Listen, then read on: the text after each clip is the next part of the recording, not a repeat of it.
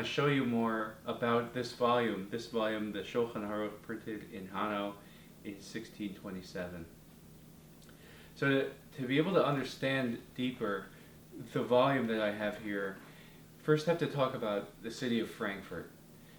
Frankfurt was at the time one of the biggest communities of Jews in Germany. But in regards to printing, Frankfurt is very close to the city of Mainz, where Johann Gutenberg founded the printing press and printed the first printed books. And despite that, Mainz is known as the city where printing was founded, but not Frankfurt. And the first books were printed in Frankfurt after the incunable period, after 1500, was around 1511.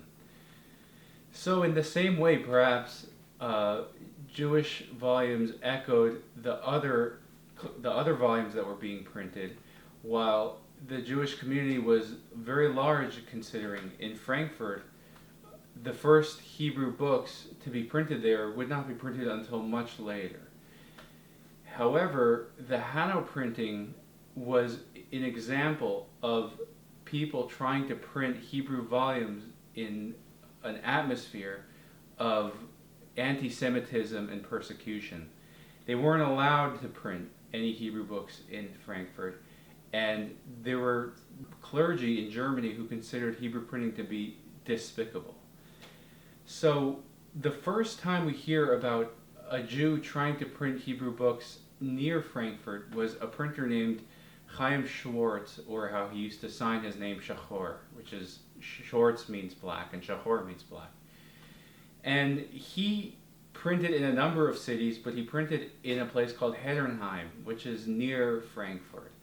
And the reason he did that was to try out the Frankfurt market of Hebrew books. And it didn't work out. He printed a number of things in 1546 and then left. Hanau is the same. There were 3 Jews from Frankfurt who petitioned the city of Hanau to be able to print books, and they were granted a petition in 1609. And the volumes that came out between 1609 and 1617 all read Hanau. They read that they came from that city, and they read the names of the printer, who is, again, Hans Jakob Henne, and then they read the names of those 3 Jews who petitioned the government to be able to print there, who also financed the project and became the publishers of them. However, the Hanau printings after 1623, which is what I have here, didn't read the word Hanau on the cover title. They did not say it. And that reflects the anti-Semitic and persecution that befell the Jews of that time, and it reflects also the atmosphere that was worsening and worsening for Hebrew printers in a city such as Hanau. I also want to say something about the volumes printed in Hanau that are different from many of the classical German printings of Hebrew books.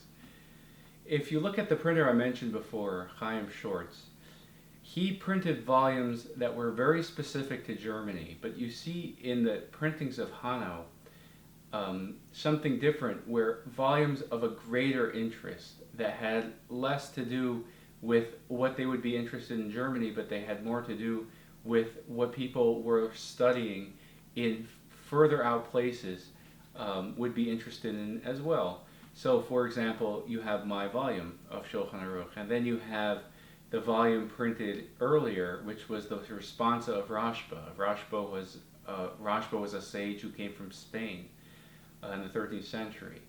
So you see in the volumes of Hanau that not only was the demand for such volumes greater than it had been a century before when Chaim Shachor operated, but you see that that learning and studying had grown and augmented to that a printer would see it as being profitable to print volumes that had become popular in other lands and it had become canonical in other lands. And that's one of the things you see from this Shulḥan arukh. Finally, I mentioned also that the printing here is very, very precise. And you see that in contrast to volumes of Shulḥan arukh printed in Poland. The Shulḥan arukh had been printed in Poland a good number of times before this 1627 printing.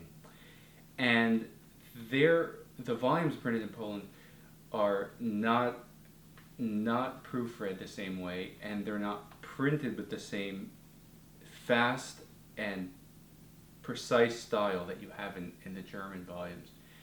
And this is the German standard of printing very often, which is a very, very high quality of printing. And you see on my volume is printed on a paper with a blue-gray tint. Now, blue paper has a real meaning in printing and book collecting and so on, as being really blue, and this is not really blue, but this is a little bit of a blue-gray tint, which may have been even a higher grade of paper, but it's not the highest grade of paper. It's a rather high grade. But what also struck me, besides for those things about this volume, is the assortment and the collection of adornments and designs that you have in the volume. Each one is different, and it could be seen that these are things that were worked on very hard, and a lot of effort was put into such a volume.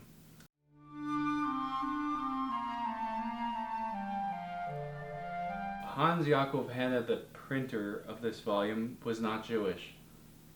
He was rumored to have come from Basel in Switzerland, and it follows a trend of the original printers in German cities for Hebrew books not being Jewish, but employing Jews to typeset and to proofread and to work the press. And for that fact, you see different elements. You see elements of this volume influenced by the printings of the Shulḥan arukh in Poland, and you also see ornaments that have come into the volume from the non-Jewish books that had been printed earlier, that were worked into this printing and made into a much more formal composition than the Polish volumes of the Shulḥan arukh, which you will see in a later video.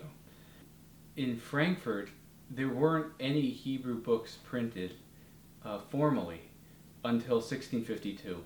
There is some discussion of earlier volumes, but I really don't think that those were printed in Frankfurt. I think those were printed elsewhere. And the first volume that was printed in Frankfurt was in 1652, and I will show you that volume when we get up to volumes about Kabbalah, Sifrei Kabbalah.